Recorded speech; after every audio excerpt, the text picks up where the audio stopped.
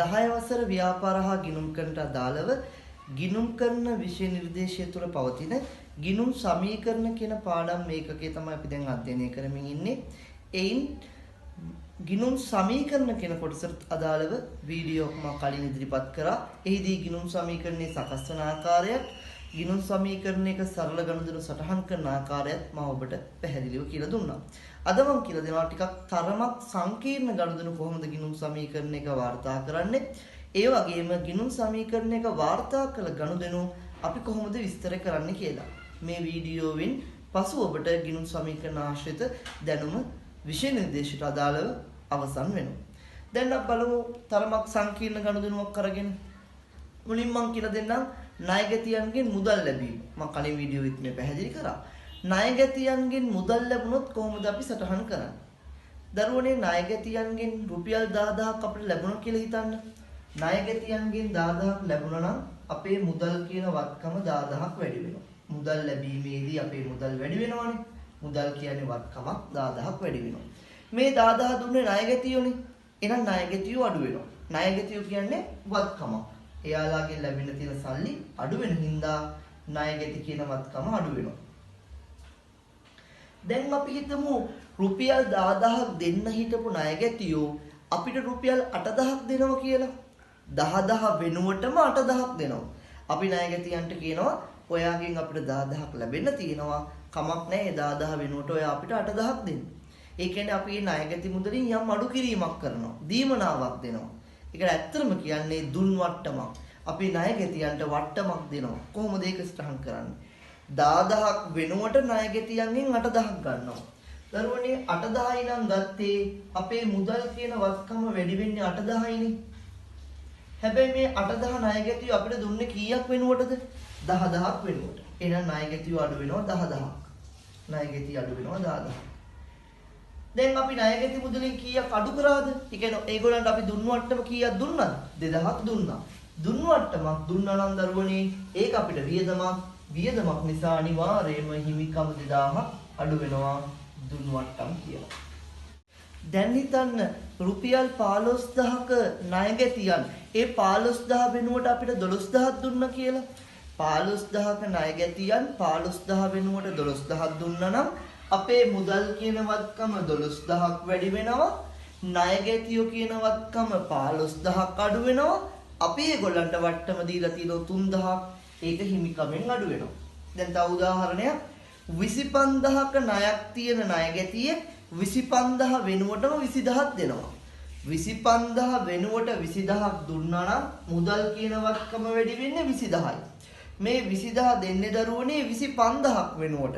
එහෙනම් ණයගැතියෝ 25000ක් අඩු වෙනවා. වත්කම් වලින් ණයගැති කියලා 25000ක් අඩු කරනවා. වෙනස තියෙනවා 5000ක්. දුන් වට්ටම හිමිකමින් අඩු වෙනවා. අපි ඔගේ අනිත් පැත්ත බලමු ණය හිමියන්ට මුදල් ගෙවීම. මේ බලන්න ණය හිමියන්ට රුපියල් 20000ක් ගෙවීම. ණය හිමියන්ට 20000ක් ගෙවුවා අපේ මුදල් කියන වත්කම 20000ක් අඩු වෙනවා. ණය හිමියන්ට මුදල් ගෙවුවහම මුදල් කියන වත්කම 20000ක් අඩු වෙනවා. මේක ණය හිමියන්ට ගෙවු නිසා ණය හිමියෝ කියන්නේ වගකීමක්. ණය හිමි කියන වගකීම අඩු වෙනවා 20000ක්.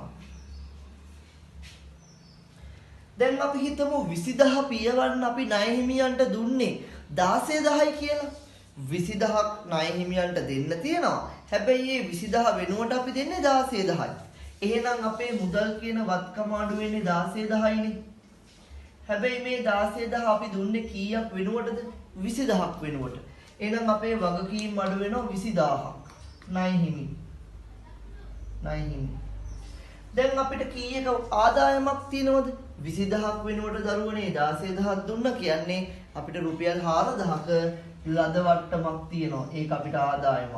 එහෙනම් ලද වට්ටම් කියලා අපේ හිමිකම වැඩි වෙනවා. මේ ලද වට්ටම් කියන්නේ ආදායමක්. අපි කලින් කතා කරපු දුන් වට්ටම් කියන්නේ වියදමක්. දැන් හිතමු ණයගැතියන්ගෙන් රුපියල් 2000ක් අපිට ලැබෙන්නේ නැහැ. ණයගැතියන්ගෙන් රුපියල් 2000ක් ලැබෙන්නේ නැහැ කියන්නේ දරුවනේ එක්ක ණයගැතියෙක් මිය ගිහිල්ලා, එහෙම නැත්නම් ණයගැතියෙක් මරණයටපත් වෙලා, එහෙම නැත්නම් ණයගැතියෙක් අතුරුදහන් වෙලා, බංකොලොත් වෙලා, බුන්වත් වෙලා කියන්නේ එයා දිගින් දිගටම පාඩු ලැබලා එයාගේ ව්‍යාපාරය වැහිලා ගිහිල්ලා. එහෙනම් ඒ ණයගැතියාගෙන් ලැබෙන්න තියෙන මුදල දැන් අපිට අය කරගන්න විදියක් නැහැනේ.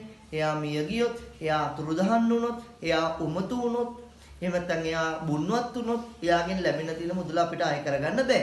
ඒ විදිහට අපි සලකනවා බොල් ණය කියලා. ලැබෙන්න තියෙන ණය ගැති මුදලක් ලැබෙන්නේ නැහැ කියලා අපිට හිතෙනවා නම් අපි සලකන්නේ ඒක බොල් ණයක් කියලා. අපි හිතමු නිමල්ගෙන් අපිට 5000ක් ලැබෙන්න තියෙනවා. අපිට ආරංචි වෙනවා නිමල් මිය ගිහිල්ලා කියලා. එහෙනම් ඒ 5000 අපිට ලැබෙන්නේ නැහැ. නිමල් මිය ගියා නම් නිමල්ගෙන් 5000 ලැබෙන්නේ නැහැ. එහෙනම් අපේ ණය ගැතිව අඩු වෙනවා 5000ක්.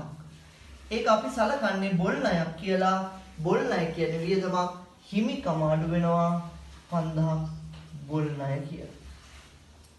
දැන් බලමු බහන්න ආපසු හරවා යැවීමක්. දරුවනේ හොඳට මතක තියාගන්න බහන්න ආපසු හරවා යැවීමේදී හරවා යවනු ලබන්නේ ණයට ගත්ත බහන්න පමණයි. මුදලට ගත්ත බහන්න හරවා යැවීමක් අපි ගිණුම් කරන්නේදී සැලකිල්ලට ගන්නේ නැහැ. බහන්න හරවා යැවීමේදී ව්‍යාපාරයේ වත්කමක් අඩු වෙනවා තොගේ ලෙස. අපි උදාහරණයක් විදිහට හිතමු රුපියල් 2000ක තොගයක් හරවා යවුවා කියලා. රුපියල් 2000ක තොගයක් හරවා යවුවා නම් වත්කමක් අඩු වෙනවා 2000ක් තොග කියලා. මේ හරවා යැවීම සිදු කරන්නේ ණය හිමියන්ට බැවින් ණය හිමි කියන වගකීම අඩු වෙනවා 2000ක්. තොගේ අඩු වෙනවා 2000ක්. ඒ වගේම හරවා යැවීම නිසා ණය හිමියන්ට ගෙවන්න තියෙන මුදල 2000ක් අඩු වෙනවා. ඊළඟට ගමු තොග හානි වීමක්. ගම් වතුරක් ගින්නක් වෙන හේතුවක් මත ව්‍යාපාරයේ තොගයක් හානි වෙනවා. තොග හානි වූ විට තොගය අඩු වෙනවා. රුපියල් 5000ක තොගයක් හානි වුණා නම් තොග අඩු වෙනවා 5000ක්. තොග අඩු වීම අපි සලකන්නේ වියදමක් මේ හානියක් නැත්නම් ගිනි ගැනීමක් නිසා වන පාඩුවක්නේ. වියදමක් නම් හිමිකම අඩු වෙනවා තොග හානි කියලා 5000ක්. දැන් මම ඔබට කියලා දෙනවා ඉතාමත් වැදගත් ගැළපීමක් ගිණුම් සමීකරණ වල අවසාන වශයෙන්. දරුවනේ යම් ගනුදෙනුවක් මුදලට සිදු වුණාද ණයට සිදු වුණාද කියලා අපි කොහොමද හඳුනාගන්නේ කියලා මම ඔබට කියලා දෙනවා. දැන් හිතන්න නිමල්ගෙන් රුපියල් 10000ක බහන්න ගත්තා. නිමල්ගෙන් රුපියල් 10000ක බහන්න ගත්තා. මෙහිදී මුදලට ගත්තාද ණයට ගත්තාද කියලා නැහැ. නිමල්ගෙන් රුපියල් 10000ක බහන්න ගත්තා කිව්වහම දරුවෙක්ට ප්‍රශ්නයක් වෙන්න පුළුවන්. මුදලටද ගත්තේ ණයටද? දරුවනේ ඒක ගත්තේ ණයට.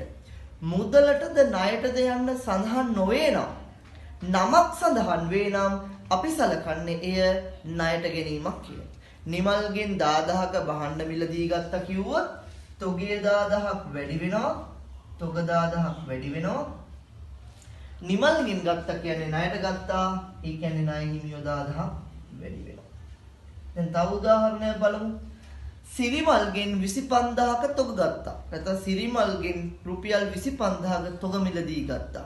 සිරිමල්ගෙන් මිලදී ගත්තා නම් එහි අදහස වන්නේ ණයට මිලදී ගැනීමක්. තොගය 25000ක් වැඩි වෙනවා, ණය හිමියෝ 25000ක් වැඩි වෙනවා. ඕකේ අනිත් පැත්ත බහඬ විකිණීම. යම් ගනුදෙනුවක මුදලට වික්කාද ණයට වික්කාද කියලා සඳහන් නොවේ නම් නම පමණක් සඳහන් වෙනවා නම් ඒ ණයට විකිණීමක් ලෙස සලකනවා. හිතන්න අමරට රුපියල් 5000ක බහඬ වික්කා. අමරට 5000ක බහඬ වික්කා නම් ඒකේ අදහස අමරට බහඬ විකුණලා තියෙන ණයට. කමල්ට 3000ක බහඬ වික්කා. කමල්ට 3000ක බහඬ වික්කා යනුවෙන් සඳහන් වෙනවා නම් ඒ සඳහන් වන්නේ ණයට විකිණීමක්. පීරිස්ට රුපියල් 500ක බහඬ වික්කා. එහෙම සඳහන් වෙනවා නම් ඒ සඳහන් වන්නේ ණයට බහඬ විකිණීමක්. ඊට පස්සේ අපි දැන් ඊළඟ කොටසට යමු. ඊළඟ කොටසේදී අපි බලමු කොහොමද ගනුදෙනුවක් ගිණුම් සමීකරණයේදී සටහන් කරලා තියෙනකොට ඒක විස්තර කරන්න කියලා. දැන් අපි බලමු ගිණුම් කරන සමීකරණයට ගනුදෙනුවක් සටහන් කළ පසු ඒ කොහොමද අපි විස්තර කරන්න කියලා. මෙයත් අපිට බහුලව විභාග ප්‍රශ්න පත්‍රවල දකින්න පුළුවන් ගැටලුවක්. බලන්න මම ඔබට ලබා දීලා තියෙනවා දැනටමත් සටහන් කර ඇති ගනුදෙනු කිහිපයක්. ඉතින් පළමුවෙන් ඔබට බලා ගන්න පුළුවන් වත්කම් ඇතුලේ 50000ක් මුදල් වැඩි වෙලා තියෙනවා. ඒ වගේම හිමිකම අනිත් පැත්තට 50ක් වැඩි වෙලා තියෙනවා. මුදල් 50000ක් වැඩි වෙලා හිමිකම 50000ක් වැඩි වෙලා. දරුවනේ මුදල් වැඩි වෙලා හිමිකම වැඩි වෙලා කියන්නේ ව්‍යාපාරයට මුදල් ලැබිලා. ඒ වගේම හිමිකම වැඩි වෙලා. හිමිකම කියන්නේ අයිතිකරුවාට තියෙන අයිතිය. ඒ කියන්නේ මේ ගනුදෙනුව සිද්ධ වෙලා තියෙන අයිතිකරුවත් එක්ක. ඔබ හොඳට මතක තියාගන්න මේ හිමිකමින් නිරූපණය වෙන්නේ අයිතිකරුවට තියෙන අයිතිය. ඒකේ අඩු වැඩි වීම තමයි හිමිකම අඩු වැඩි වීමෙන් පෙන්වන්නේ. එහෙනම් මුදල් වැඩි වෙලා අයිතිකරුවාට තියෙන අයිතිය වැඩි වෙලා කියන්නේ අපිට මේ ගනුදෙනුව විස්තර කරන්න පුළුවන් අයිතිකරුවා විසින් රුපියල් 50000ක් ව්‍යාපාරයට යොදවලා. අයිතිකරුවා 50000ක් දැම්ම හින්දා මුදල් වැඩි වෙලා තියෙනවා. එයාගේ හිමිකම වැඩි වෙලා තියෙනවා. දෙවෙනි එක බලන්න. යන්ත්‍ර වැඩි වෙලා හිමිකම වැඩි වෙලා. අන්න හිමිකම ආයිත් වැඩි වෙලා. හැබැයි දැන් වැඩි වෙලා තියෙන ව්‍යාපාරයේ යන්ත්‍ර කියන වත්කම. එහෙනම් අපිට ගන්න පුළුවන් අයිතිකරුවා රුපියල් ලක්ෂයක යන්ත්‍ර ව්‍යාපාරයට යොදවලා. අයිතිකරුවා එයාගේ වත්කමක් වන යන්ත්‍රයක් ව්‍යාපාරයට ගෙනත් දාලා. එතන ව්‍යාපාරයේ යන්ත්‍ර කියන වත්කම වැඩි වෙනවා. අයිතිකරුගේ හිමිකම වැඩි වෙනවා. තුන්වෙනි ව්‍යාපාරයේ වත්කමක් වෙන මුදල් අඩු වෙලා හිමිකම අඩු වෙලා. දරුවනේ දැන් මුදල් අඩු වෙලා හිමිකම අඩු වෙලා. හිමිකම අඩු වෙන්නේ අයිතිකරුවන් විසින් ගැනිලි කළාම. අයිතිකරුවා තමන්ගේ පෞද්ගලික ප්‍රයෝජනයට ගැනිලි කළාම හිමිකම අඩු වෙනවා. හැබැයි ගැනිලි කිරීමෙන් පමණක් නොවේ. වියදම් නිසාත් හිමිකම අඩු වෙනවා. ඔබ දන්නවා වියදමක් සිද්ධ වුණොත් ඒත් හිමිකම අඩු වෙනවා. එහෙනම් ඔබට මේකට ලියන්න පුළුවන් එක්කෝ මුදල් අඩු වෙලා හිමිකම අඩු වෙලා නිසා අයිතිකරු රුපියල් 20000ක් ගැනිලි කළා.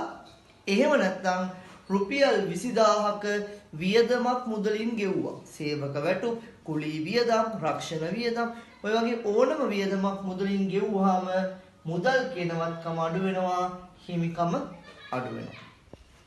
ඊළඟ ගනුදෙනුව දීලා තිනවා තොගය වැඩි වෙලා මුදල් අඩු වෙලා. තොග වැඩි වෙලා කියන්නේ තොග අරගෙන. මුදල් අඩු වෙලා කියන්නේ සල්ලි වලට අරන් තියෙන. එහෙනම් අපිට ලියන්න පුළුවන් මේ ගනුදෙනුවට රුපියල් 10000ක තොග අත්පිට මුදලට ලබා ගැනීම. ඊළඟ ගනුදෙනුව බලමු.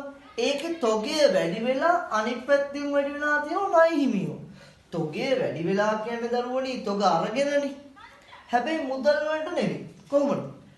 ණය හිමියෝ වැඩි වෙලා කියන්නේ වගකීම් වැඩි වෙලා කියන්නේ තොගය අරන් තියෙන ණයට ගත්ත නිසා තොග වැඩි වෙලා වගකීමක් වැඩි වෙලා ණය හිමියෝ කියන. එහෙනම් ගනුදෙනුව රුපියල් 30000ක තොග ණයට ලබා ගැනීම. ඊළඟ ගනුදෙනුව බලමු. මුදල් කියන වත්කම වැඩි වෙලා 1,50,000 බැංකු ණය වැඩි වෙලා. මුදල් වැඩි වෙලා කියන්නේ මුදල් ඇවිල්ලා. බැංකු ණය වැඩි වෙලා කියන්නේ බැංකු ණය අරගෙන. එහෙනම් අපිට ලියන්න පුළුවන් මේ ගනුදෙනුවට රුපියල් 1,50,000ක බැංකු ණයක් ලබා ගැනීම. අනිත් ගනුදෙනුව බලමු. මුදල් කියන වත්කම වැඩි වෙලා හිමිකම වැඩි වෙලා.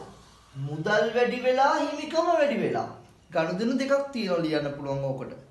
මුදල් වැඩි වෙලා හිමිකම වැඩි වෙලා නම් අපිට කියන්න පුළුවන් අයිතිකරු ව්‍යාපාරයට මුදල් යොදවලා. හරිනේ? අයිතිකරු මුදල් යොදවුවොත් මුදල් වැඩි වෙනවා ව්‍යාපාරේ, එයාගේ හිමිකම වැඩි වෙනවා. නැත්නම් අපිට ලියන්න පුළුවන් ආදායමක් ලැබිලා. මුදල් වැඩි වෙලා ආදායමක් ලැබිලා නිසා හිමිකම වැඩි වෙලා. කොමිස් ආදායම්, ලද වට්ටම්, කොමිස් ආදායම්, ලද කුලී ආදායම්, ලද පොලී ආදායම්, ඒ වගේ කුමන හෝ ආදායමක් ලැබුණාම මුදල් වැඩි වෙලා ආදායම් වැඩිවීම හිමිකම් වැඩිවීමක් ලෙස වෙනවා. කොන ආකාරයට ගනුදෙනු කිහිපයක් තියෙනවා.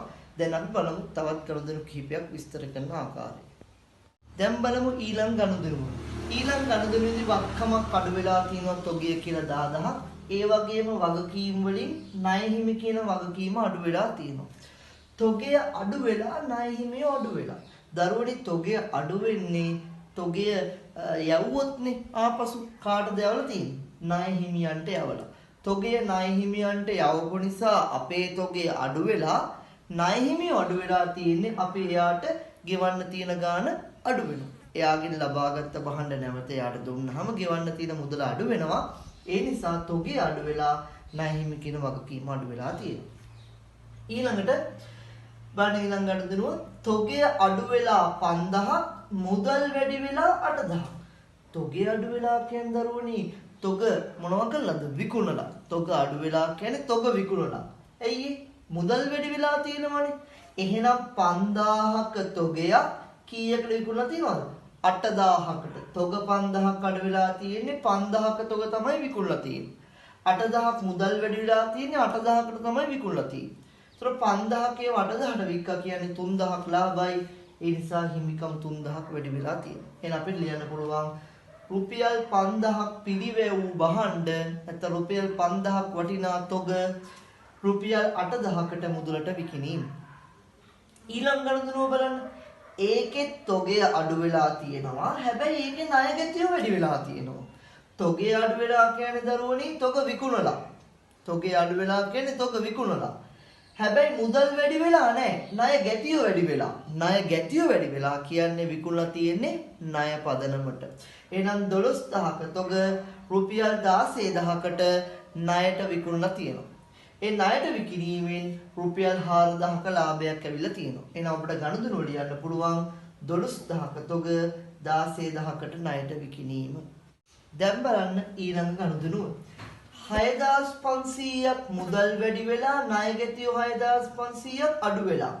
මුදල් වැඩි වෙලා කියන්නේ මුදල් ලැබිලා. ණය ගැතිය අඩු වෙලා කියන්නේ මේ මුදල් ලැබිලා තියෙන ණය ගැතියන්ගෙන්. එහෙනම් මුදල් දීලා අපිට ණය ගැතිය කීයද? 6500ක්. එහෙනම් අපිට ගණුදුන විස්තර ගන්න පුළුවන්. රුපියල් 6500ක් ණය ගැතියන්ගෙන් මුදල් ලැබී. ඊළඟට ලී බඩු අඩු වෙලා තියෙන වත්කමක් 1000ක්. ඒ වගේම හිමිකම අඩු වෙලා.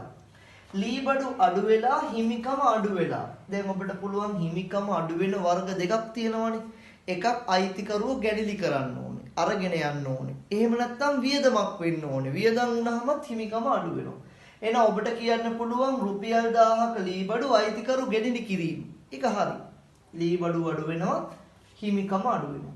නැත්නම් ඔබට කියන්න පුළුවන් රුපියල් 1000ක ලී බඩු ෂේ වෙලා. ෂේ වෙලා කියන පුතේ ඒවා පාවිච්චි කරනකොට ඒවා වටිනාකම අඩු වෙලා.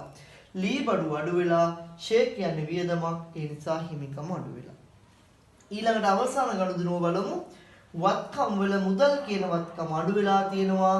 වගකීම් වල බැංකු ණය කියන වගකීම අඩු වෙලා තියෙනවා. මුදල් අඩු වෙලා බැංකු ණය අඩු වෙලා කියන්නේ බැංකු ණය මුදලින් කියවල 7500ක්. දැන් අපි ගිණුම් සමීකරණ අදාළ සරල ගැළපිලි සංකීර්ණ ගැළපිලි ගණුදුන විස්තර කිරීම ගැන කතා කළා. ඊළඟ වීඩියෝවෙන් මම ඔබට ඉදිරිපත් කරන්න බලාපොරොත්තු වෙනවා දිත්ත සටහන් මූලධර්මයේ සහ ඒ හා බැඳුණු පාඩම් මේකකයේ පිළිබඳව. ඒ නිසා මෙම වීඩියෝ නරඹා මේකට අදාළ අභ්‍යාස සම්පූර්ණ කර ඊළඟ වීඩියෝවෙන් අප සමග සම්බන්ධ වන්න.